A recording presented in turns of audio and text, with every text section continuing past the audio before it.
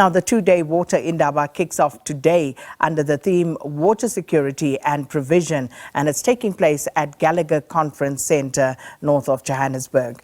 Resolving South Africa's water crisis is, of course, one of the priority tasks outlined by President Cyril Ramaphosa in his State of the Nation address. Let's cross now to SABC News reporter Natasha Phiri, who's at Gallagher for us.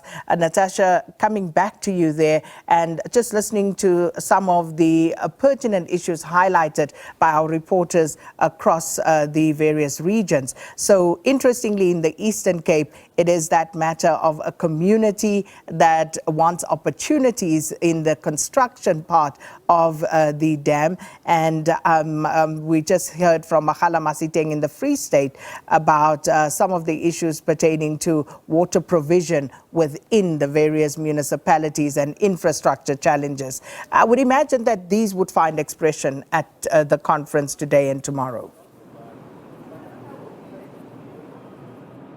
Certainly, Sakina, those issues would definitely find expression at this conference. But, you know, as you talk about those other issues, I just want to bring your attention to the water quality reports that we saw coming out of last year's Water Summit. So you've got 3 reports. If I'll just explain them briefly to you and our viewers at home. You've got the Blue Drop report, which assesses the state of drinking water in the country. You've also got the Green Drop report. For those who don't know what it assesses the state of wastewater treatment, and the No Drop report collates wastewater supply or wastewater wastage, I beg your pardon, in supply systems. Now, what is concerning, Sakina, about all these 3 reports, it was found last year at the Water Summit that these 3 reports actually point to a state of decline in drinking water quality, which is concerning. It also points to increased non-revenue water and deterioration of municipal wastewater treatment systems. So this Indaba needs to actually identify solutions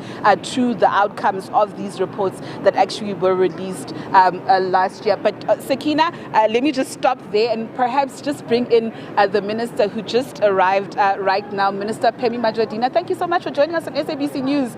So, Minister, before you came, I just went through those reports, the Blue Drop report, the Green Drop report, and the No Drop reports. And remember last year, one thing that emanated from the conference was that all 3 reports actually showed that there was a state in decline of quality drinking water. How then will this summit or this Indaba come up with solutions to actually solve this crisis?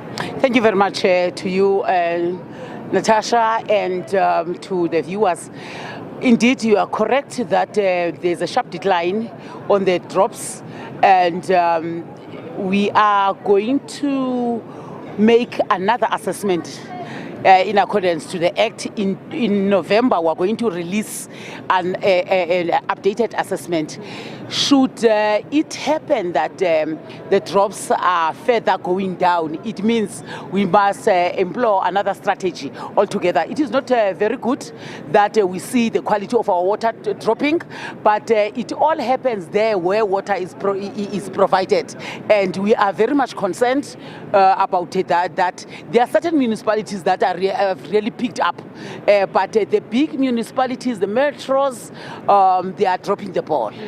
And talking about certain municipalities, day before yesterday, correct me if I'm wrong, you went on an oversight visit to Zekerbosch. So for those who don't know, this water treatment system is the biggest, actually, purification plants in Africa. It's also one of Rand Water's key water supply infrastructures, which is responsible to supply water in 3 major cities in Gauteng. What you said back then was that you'll augment the purification plants to help Rand Water's capacity. Please expand on that. That's the biggest, as you have said, is on a daily basis is going to give us 1,200 million liters. And with that, it needs municipalities to be ready to accept that water.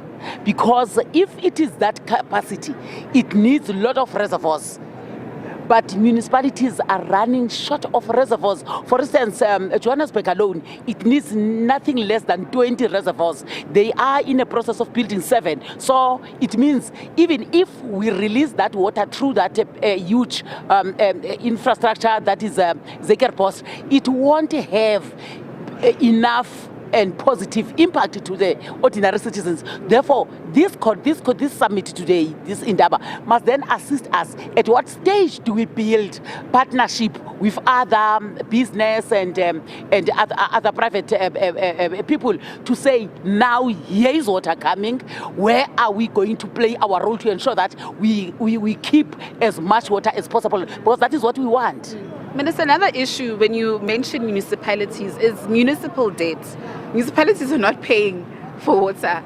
How are you going to address that issue, seeing that municipalities are here today? There's Salga, there's a minister of Kokta also. Yes, municipalities are not paying. The debt is standing at 24 billion now. And the danger is that those water pots are going to collapse.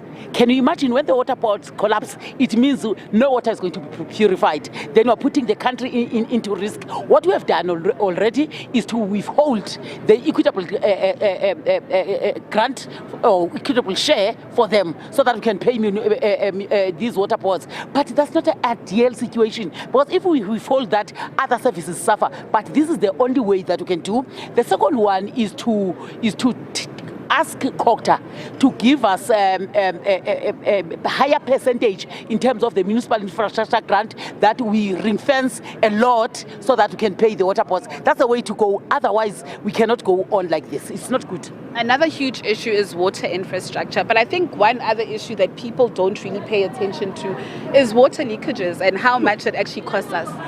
Water leakages is standing at about 47 to 49%.